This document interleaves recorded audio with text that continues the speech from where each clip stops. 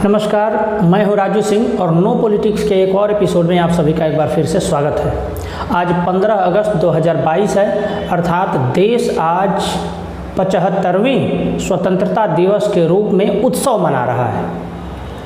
इसलिए आप सभी मेरे जितने भी दर्शक हैं उनको स्वतंत्रता दिवस की बहुत सारी शुभकामनाएं, खास करके उनको जो हिंदुस्तान को अपने दिल में बसाते हैं, हिंदुस्तान को अपना मानते हैं। उनको बधाई नहीं जिन्होंने 1947 में बंटवारे के नाम पर अपना एक अलग देश का अस्तित्व खड़ा कर लिया।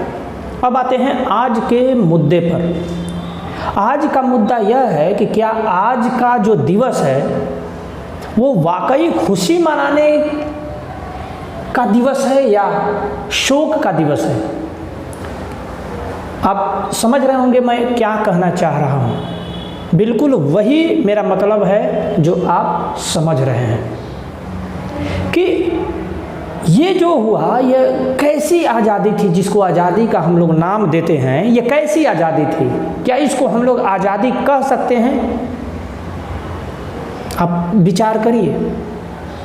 एक घर में बहुत सारे परिवार रहते हैं। उस परिवार के घर के ऊपर कोई दूसरा व्यक्ति, कोई तीसरा व्यक्ति आकर कब्जा कर लेता है और कब्जा करने के बाद जब वो छोड़ता है तो उस घर को छिन्न भिन्न करके रख देता है। और न केवल छिन्न भिन्न करता है, उस देश के दो बड़े समुदायों को आपस में लड़वाता है। और एक समुदाय उसमें ऐसा है जिसको यह पता ही नहीं कि बंद कमरे के बीच में क्या चल रहा है। खास करके मैं हिंदू समुदाय की बात कर रहा हूं और सिख समुदाय की बात कर रहा हूं। 1947 से जो पहले की परिस्थितियां थी वो परिस्थितियां बेहद ही खतरनाक थी। जितने भी बड़े बड़े नेता थे उन सबको पता था कि बंटवारा निश्चित है, चाहे वो गांधी जी हो, चाहे वो नेहरू जी हो या चाहे पटेल जी भी हों। लेकिन अंतिम समय तक लोग अपनी जनता को अंधेरे में रखते रहे और ये बताते रहे कि नहीं, सब चंगा है, सब चंगा है, बंटवारा कभी नहीं होगा, बंटवारा कभी नहीं होगा।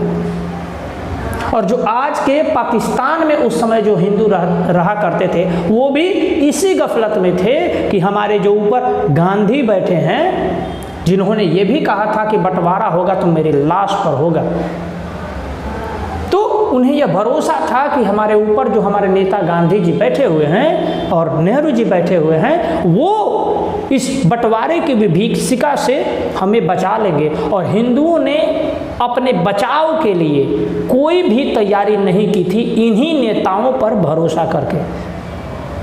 जबकि दूसरी ओर अली जिन्ना के नेतृत्व में इस देश के मुसलमान बिल्कुल तैयार बैठे थे, अपने हथियार को और धारदार कर रहे थे ताकि जैसे ही मौका मिले हिंदुओं और सिखों के गले पर उनका प्रयोग किया जा सके।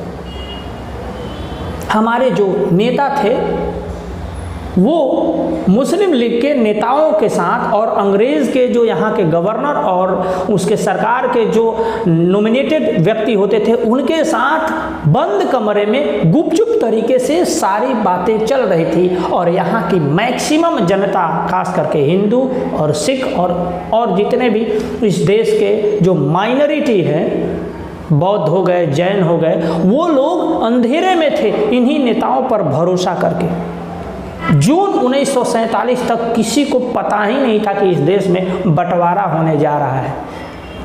कुछ नेताओं को छोड़ करके, कुछ नहीं सभी नेताओं को छोड़ करके। लेकिन ये नेता कभी भी अपने गलियों में, अपने मोहल्लों में, अपने जनता से संवाद करते समय यह नहीं बताते थे कि नहीं, स्थिति भयंकर है, तुम लोग संभल जाओ, आने वाला समय बहुत मार काट वाला समय होने वाला है। इन्होंने, हमारे देश के नेताओं ने कभी अपनी जनता से ये चीज़ बताया ही नहीं।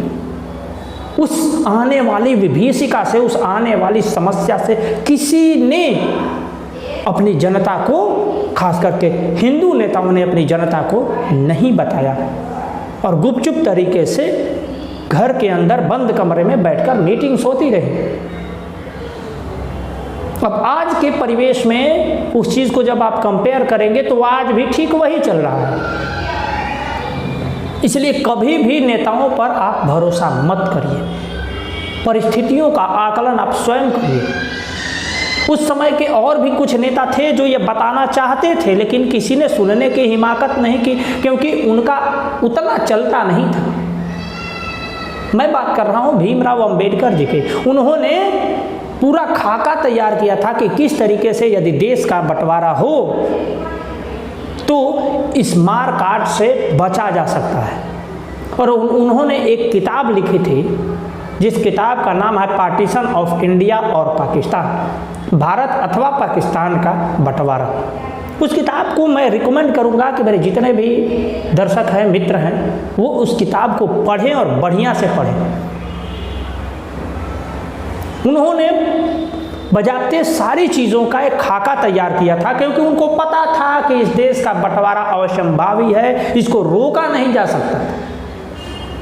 उन्होंने कई बार इस चीज़ का जिक्र भी किया था, लेकिन इस देश के जो बड़े नेता, तथाकथित जो बड़े नेता थे, उन्होंने उस चीज़ को दरकिनार किया, अपने लोगों को अंधेरे में रखा, और एक दिन यही बंटवारा इस देश के लिए काल बनकर हिंदुओं पर टूटा।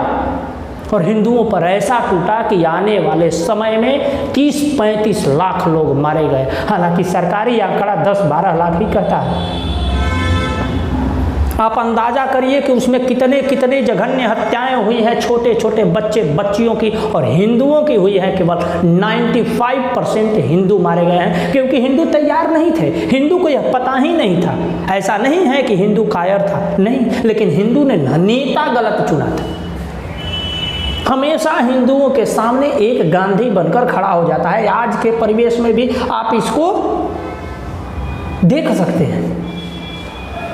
हर नेता को गांधी बनने के चूल है, और उस समय भी यही गांधी थे जो सामने आकर के कहते थे कि बंटवारा मेरे लाश पर होगा, और अंदर गुपचुप बैठ करके उसी अली जिन्ना के साथ डिस्कशन किया करते थे बंटवारे के लिए। ये परिस्थितियां थी। नेता गलत चुनने का परिणाम यह होता है कि आपको यह पता ही नहीं होता कि आपके नीचे से आपकी जमीन खींची जा रही है, आपके बेटी बहुओं की कल इज्जत उतारी जाएगी, आपको पता ही नहीं होता। और नेता आपके बेटी बहुओं की इज्जत और आपके जिंदगी को दांव पे लगा देता है उन जिहादियों के सामने, जो सामने नंगी तलवारें लेकर के आपको मारने के लिए हमेशा वो तत्पर रहते हैं, केवल मौके की तलाश है। आप इमेजिन कीजिए कि कई सारे ऐसे इंसिडेंट्स भी हैं कि एक ही अगल बगल रहने वाले परिवार के लोग थे, कल तक साथ साथ खाना का मतलब एक साथ अपना व्यवसाय किया करते थे, और एक दिन में उनका दिमाग ऐसा बदला कि नंगी तलवारें लेकर उनके बेटी बहुओं पर टूट पड़ते हैं, उनको मार काट के समाप्त कर देते हैं, क्योंकि सामने वाला तैयार नहीं है। सामने वाले ने गांधी को नेता बनाया, सुभाष चंद्र बोस जैसे लोगों को दरकिनार किया गया। अब इसमें कुछ लोग कहते कि अगर बोस होते तो शायद बंटवारा नहीं होता। अगर बंटवारा नहीं होता तो क्या होता, आज सोच लो। बंटवारा होने के बाद जो उस समय 6% बचे थे, आज बढ़कर के 15-16% हो गए हैं। अगर वो वाले भी 20-22 करोड़ यहाँ भी रहते, पाकिस्तान वाले और बांग्लादेश वाले भी 8-9 करोड़, तो आज क्या स्थिति हुआ होता। बंटवारा अवश्यंभावी था, लेकिन बंटवारे का जो तरीका था, जो तौर तरीका था, वो बिल्कुल ही गैर जिम्मेदाराना था। एक ऐसे व्यक्ति रेडक्लिफ को भारत का बंटवारा करने के लिए भेजा गया जो आज तक भारत में कभी आया ही नहीं था। किसी का घर पड़ रहा है भारत में और उसका द्वार पड़ रहा है पाकिस्तान में। ये कैसा बंटवारा है, आप बताइए। लौ द्वारा बसाया हुआ लाहौर पाकिस्तान में पड़ गया, ननकाना साहिब पाकिस्तान में पड़ गया। तो जो हम लोग ये आज़ादी का अमृत महोत्सव मना रहे हैं, क्या यह अमृत महोत्सव है या विश्व महोत्सव है? क्या हमें ऐसी दुर्दशा पर शोक करने की आवश्यकता है, उस पर मंथन करने की आवश्यकता है, और इस देश में पल रहे जिहादी तत्वों को नष्ट करने की आवश्यकता है, या उन्हें सहलाकर और मजबूत करने की आवश्यकता है? क्या हमने आज भी गलत नेता का चुनाव नहीं किया है? जो वोट के समय हमसे कुछ और कहता है और वोट लेते ही उसका दिल बहुत बड़ा हो जाता है, वो वैश्विक नेता बन जाता है और सारी जो चीज़ें हैं वो वैश्विक करने लगता है। घर में हो रही जिहादी हत्याओं के बारे में बिल्कुल चुप रहता है। उस समय की गांधी में और आज के जो गांधी के चेले हैं उनमें कुछ अंतर आपको दिखता है? अगर अंतर नहीं दिखता तो आप हालिया के कुछ घटनाओं पर मंथन करिए।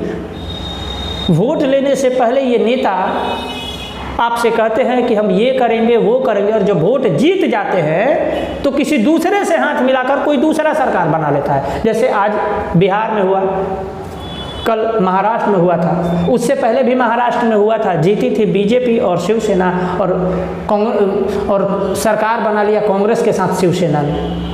फिर बाद में बीजेपी ने उसको पलटी मारा सरकार को तोड़ करके। फिर यहाँ बिहार में देखिए जनादेश मिला किसको, और अभी बैठा है कौन? तो सभी नेता एक हैं। नेताओं के परिवार वाले नहीं मारे जाएंगे भाई, उन लोगों के पास पावर है, उन लोगों के पास सिस्टम है। हमारे और आपके पास क्या है? इसलिए कभी भी दल गुलामी छोड़ो। जितने भी हिंदू हैं, जितने भी सनातनी हैं, उन्हें दल गुलामी छोड़ करके अपनी धर्म गुलामी करनी चाहिए। अपने धर्म पर, अपने व्यक्तित्व की रक्षा पर, अपने बहू बेटियों की इज्जत की रक्षा के लिए अगर आपको जो भी करना पड़े आप करिए। आप हमेशा तैयार रहिए, क्योंकि जो परिस्थितियां पैदा होती है ना वो पहले से आपको नोटिस दे करके नहीं आती हैं। अभी आज देखिए ना कि 2047 में एक बार फिर से बंटवारे का प्लान बना चुकी है इस देश की PFI, एक इस्लामिक संगठन, और पूरे देश से मांग हो रही है इस संगठन को बैन करने के लिए, लेकिन सरकार के कानों में जूं तक नहीं रेंगते। आप अपने सामने देखिए, बजब्ते सरकार कई जगह पर इसको फंडिंग करती है अपने दीनी भाइयों का दिल जीतने के लिए, उनका तृप्तिकरण करने के लिए। तो हमें इस जीवन में, इस देश में एक सीख हमेशा रखनी चाहिए सनातनियों को कि कभी भी नेताओं की गुलामी न करें। आप राजद वाले हो, आप यादव हो, आप राजपूत हो, आप नहीं भाई, आप हिंदू होने के नाते एक रहिए। और जब एक रहिएगा, तैयार रहिएगा, तत्पर रहिएगा, तभी अपनी बेटी बहुओं की इज्जत आबरू बचा पाइएगा, अपने धन संपत्ति को बचा पाइएगा और अपनी जान माल की रक्षा कर पाइएगा, यदि आप तैयार रहिएगा तो। और यदि नेताओं पर भरोसा करके रहिएगा तो एक बार फिर से वही दंश झेलने को मिलेगा जो 1947 में भारत के तमाम हिंदुओं ने गांधी के नेतृत्व में झेला था। आपका बहुत बहुत आभार। नमस्कार।